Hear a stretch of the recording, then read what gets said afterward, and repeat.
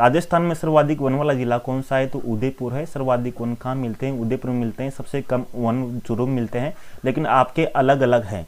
जैसे आपके अलग अलग वन मिलते हैं, जैसे आपके बीकानेर, आपसे पूछ सकते हैं कि बीकानेर जो जिला है, बीकानेर जिले में सबसे कम अवर्गीकृत वन मिलते हैं। अवर्गीकृत वन सबसे कम कहाँ मिलते हैं, तो बीकानेर में मिलते हैं, क्योंकि अलग अलग मिलते हैं। राजस्थान राज्य सहकारी क्रय विक्रय संघ की स्थापना कब हुई थी। जैसे आपके सहकारी वाला टॉपिक जोड़ा गया है, सहकारी वाला टॉपिक आपके एसएसटी में न्यू टॉपिक है, इसको जरूर पढ़ना है आपको। सहकारी की बात करें तो सहकारी की जो शुरुआत कहाँ हुई थी, इंग्लैंड से हुई थी। इंग्लैंड में रॉबर्ट ओवन ने सहकारिता की शुरुआत की थी। और भारत में बात करें तो भारत में सर्वप्रथम 1904 में सहकारिता का प्रारंभ हुआ था। राजस्थान में अजमेर से इसकी शुरुआत हुई थी सहकारिता की। तो राजस्थान राज्य सहकारी क्रय विक्रय संघ को राजफेड भी कहते हैं। क्या कहते हैं इसको, राजफेड भी कहते हैं। तो राजफेड भी आ सकता है आपके। राजफेड की स्थापना कब हुई थी, तो 1957 में हुई थी, ये आपको ध्यान रखना है। पर्यटन को उद्योग को दर्जा कब दिया गया, तो पर्यटन को उद्योग को दर्जा 1989 में दिया गया।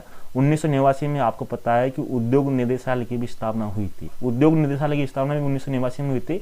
और पर्यटन को भी उद्योग का दिया गया। अब पर्यटन निदेशालय कब बनाया गया था, तो 1955 में पर्यटन निदेशालय बनाया गया था। ठीक है, नेक्स्ट टॉपिक आपके संडे को टेस्ट है। देखो संडे को टेस्ट होगा आपके 14 मार्च को। आप हमारे जितने भी टेस्ट होते हैं, आपने पूछा तो जितने भी टेस्ट होते हैं हमारे रात को 9 बजे ही होते हैं। हर आपने शेड्यूल डाल रखा है कि कब होते हैं, तो रात को 9 बजे हमारे टेस्ट होते हैं। यानी कि 14 मार्च को संडे को हमारा टेस्ट है यूनिट 8 का, एसएसटी की यूनिट 8 का है, जिसमें से ये टेस्ट लिए जाएंगे आपके। अगला है क्वेश्चन, अमीरगढ़ का यानी कि राजस्थान की सर्वाधिक अपवाद क्षेत्र वाली नदी कौन सी है। इनका रिवीजन करा रहा हूँ जो आपके पूछे जा चुके हैं। राजस्थान की सर्वाधिक अपवाद क्षेत्र वाली नदी कौन सी है, तो आपके अपवाद क्षेत्र पूछ सकते हैं, जलग्रहण क्षेत्र पूछ सकते हैं कि सर्वाधिक जलग्रहण क्षेत्र वाली नदी कौन सी है, अपवाद क्षेत्र वाली नदी कौन सी है, तो बनास नदी है। 480 किलोमीटर बहती है राजस्थान में। पूर्णतः राजस्थान के यानी कि पूर्णतः केवल राजस्थान की बहने वाली सबसे बड़ी नदी भी है बनास नदी। ठीक है, उसके आसपास बनास नदी में कौन सी मृदा मिलती है, तो भूरी मृदा मिलती है। इसमें आपको भी ध्यान रखना, भूरी मृदा मिलती है। उसको वनक्यासा भी कहते हैं। बनास नदी पर बिसलपुर डैम भी है। बहुत सी चीजें हैं जिनको मैं इसमें एक क्वेश्चन में बताऊंगा तो बहुत टाइम लग जाएगा अपन को। अमीरगढ़ का किला कहाँ स्थित है, टेस्ट में पूछे गए थे। तो अमीरगढ़ का किला कहाँ पर स्थित है, तो आपको पता है जो नवाबों की नगरी है राजस्थान की टोंक, राजस्थान की एकमात्र मुस्लिम रियासत भी थी टोंक। तो टोंक को अमीरगढ़ का किला भी स्थित है। ठीक है, गोराधाई की छतरी कहाँ स्थित है, गोराधाई की छतरी कहाँ पर है, तो गोराधाई की छतरी बताइए कहाँ पर है। किसी को पता है कि गोराधाई की छतरी कहाँ पर है। ठीक है, हाँ बताइए गोराधाई की छतरी कहाँ पर स्थित है। गोराधाई की छतरी जोधपुर में स्थित है। जैसे मैं आपको यहाँ पर बता देता हूँ एक बार। यहाँ पर जैसे आपके 80 खंभों की छतरी कहाँ पर है, तो 80 खंभों की छतरी में अ है, तो अ से क्या बनता है, अलवर में है। कहाँ पर है, अलवर में। 3 खंभों की छतरी कहाँ पर है, तो 3 खंभों में त्रिनेत्र खनिज गणेश जी कहाँ पर है, त्रिनेत्र गणेश जी। तो त्रिनेत्र गणेश जी कहाँ पर है, तो आपके रणथंभौर में है, तो यानी कि सवाई माधोपुर में है 3 खंभों की छतरी।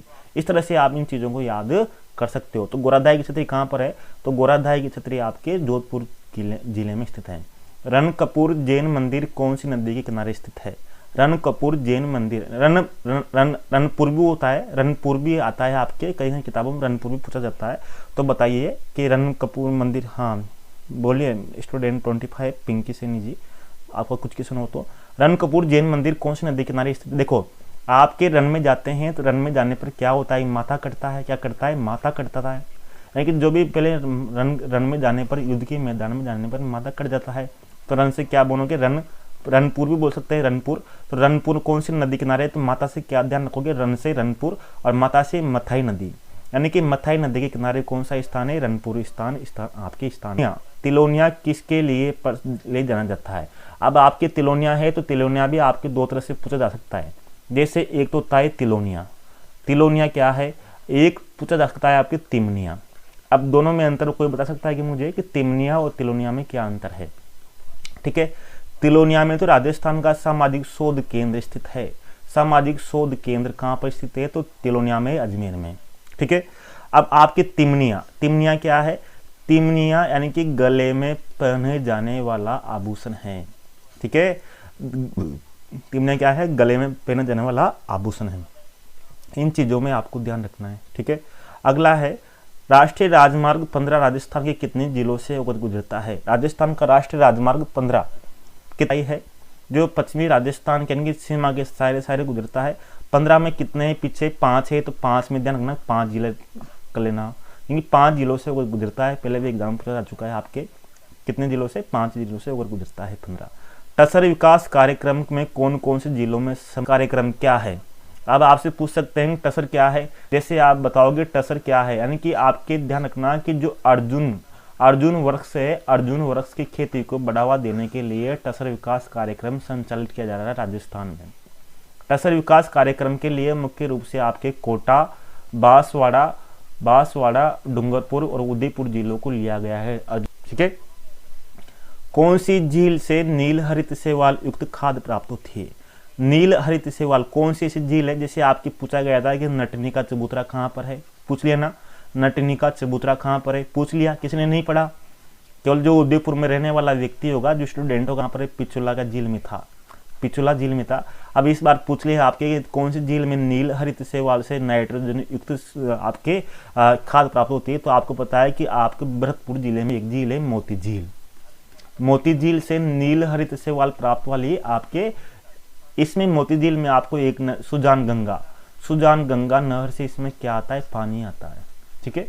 मोती झील से नील हरित शैवाल प्राप्त होती है। और भरतपुर में केवलादेव गना पक्षी अभयारण्य भी है, यानी कि आपके NH3 पे। बिलाली चोटी कौन से जिले में स्थित है? तो भरतपुर में बिलाली, बेराज सब चोटियां वहां पर है। वार्षिक वर्षा का सर्वाधिक प्रतिशत में उतार चढ़ाव वाला जिला, प्रतिशत में पूछा है तो सर्वाधिक उतार चढ़ाव वाला जिला कौन सा है? तो जैसलमेर है। जैसलमेर में सबसे कम वर्षा भी होती है। राजस्थान के कौन से भाग में अल्पी सोल्स मृदा मिलती है? अब आपके 5 प्रकार की मृदा है। अगर आप अंग्रेजी में नाम ध्यान रखोगे, अगर आपके अंग्रेजी में पूछ लिया तो आप कंफ्यूज हो जाओगे, जिससे आपके अलग अलग मृदा है। ठीक है। अल्पी सोल है, इंसेप्टी सोल है, एडी सोल है। मृदा वाले टॉपिक में मैंने आपको जो कोर्स वाले थे उनको सब बता दिया था।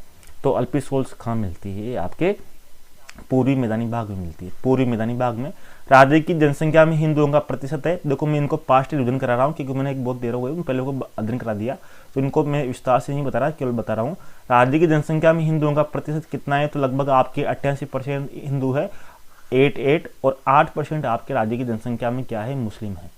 अगला है लाडुनु किसके लिए प्रसिद्ध है? तो सापा सुनरी के लिए प्रसिद्ध है।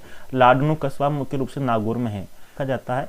ठीक है। तो सापा चुनरी के लिए फेमस कौन है? लाडनू है। अरावली पर्वतमाला के कौन से भाग में सर्वाधिक अंतराल मिलता है? तो मध्य भाग में अरावली के मध्य भाग में मेटड़ी सांबर गैप मिलता है। तो मेटड़ी सांबर गैप में सर्वाधिक अंतराल